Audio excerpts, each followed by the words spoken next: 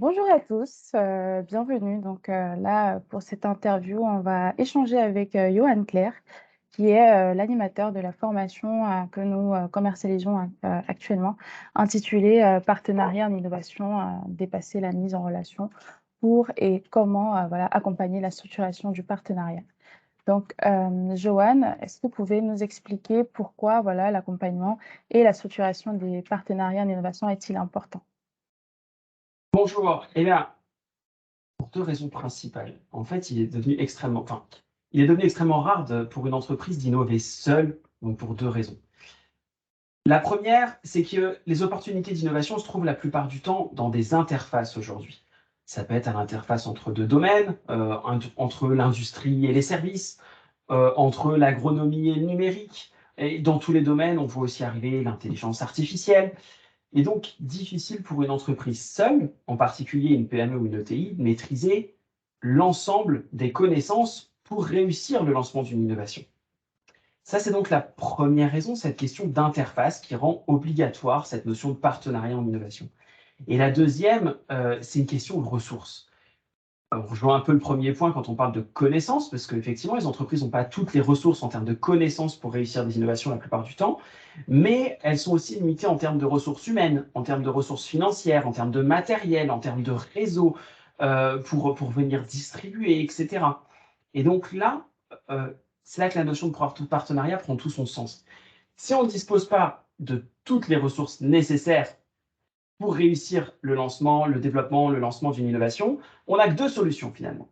Soit sous-traiter et donc payer, ou nouer un partenariat. Et si on ne dispose pas d'assez de ressources financières pour sous-traiter, il ne reste plus que le partenariat. Finalement donc, un partenariat bien construit permettra aussi souvent de générer plus de valeur que ce qui est imaginé au début de la recherche de partenaires, car ensemble, on est toujours plus fort.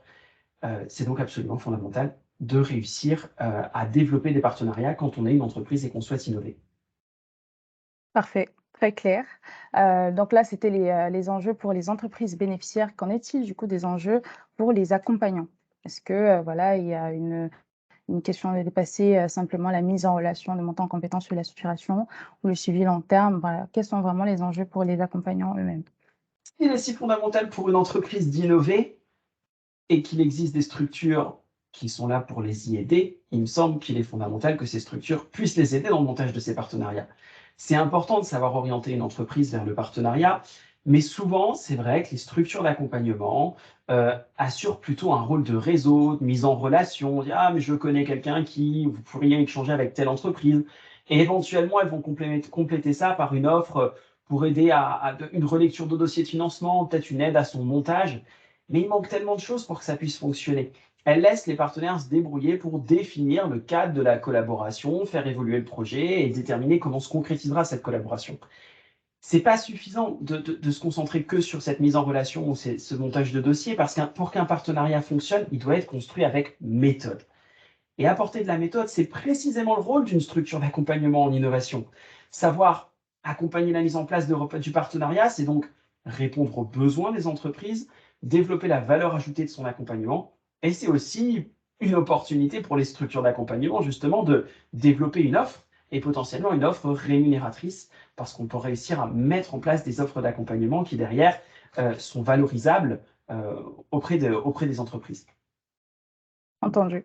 Là, on a vraiment une vue, très, globale, que ce soit pour les enjeux des entreprises, mais également pour les accompagnants. Est-ce qu'il y aurait, selon vous, un type de profil? Est-ce que, il y a un profil type où c'est vraiment ouvert à tous? Qu'en est-il des projets qui peuvent être accompagnés, en tout cas ces types de profils? Est-ce que vous pouvez nous en dire un peu plus, là-dessus? La, la formation se base sur l'utilisation d'un référentiel normatif, d'une norme qui s'appelle l'ISO 56003, partenariat en innovation. Et c'est un outil qui a été développé par un pool d'experts internationaux. J'ai eu la chance de porter la voix française dans ces développements.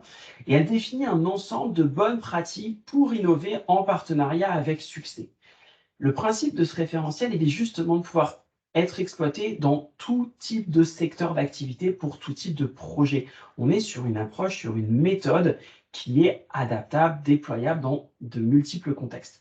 Elle s'adresse donc à tous les projets, in fine, Et par ce biais-là, la formation en elle-même va s'adresser à tous les conseillers, qu'ils soient juniors ou expérimentés, tant qu'ils sont amenés à accompagner des entreprises dans le développement de projets. Et je ne parle pas nécessairement que de projets collaboratifs, dans le cadre de projets européens, très gros, à très haut niveau de financement, etc., mais bien de tout type de projet, à partir du moment où on est au moins 2 autour de la table, on est dans une Mmh. logique de partenariat, où on a besoin d'une logique de partenariat, alors l'utilisation des outils qu'on verra dans cette formation peuvent vraiment faire du sens et apporter de la valeur. Très bien. Donc là, on a vraiment une, vue vraiment, très générale et on sait que voilà, elle s'adresse quand même à des publics, pas forcément ciblés, mais voilà, ouverts à tous. Est-ce qu'il y aurait, grossièrement comme ça des compétences ou connaissances en dehors des outils et méthodes qui seront mis en place que le stagiaire qui est intéressé par la formation aura, à découvrir? Bien, pas nécessairement de prérequis. Ce qu'on va chercher à voir à travers cette formation, c'est vraiment comment on comment on peut guider une entreprise dans sa prise de décision vers le fait de rechercher un partenaire, d'aller vers un partenariat. Comment l'aider à identifier et à sélectionner, le bon partenaire? Et puis, quels sont les points à aborder dans la constitution du partenariat, dans la préparation de la collaboration?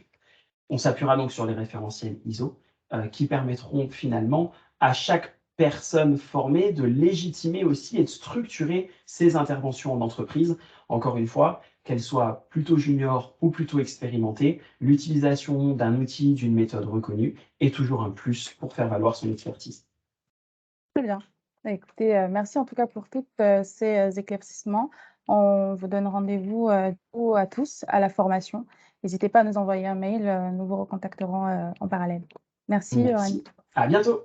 À bientôt.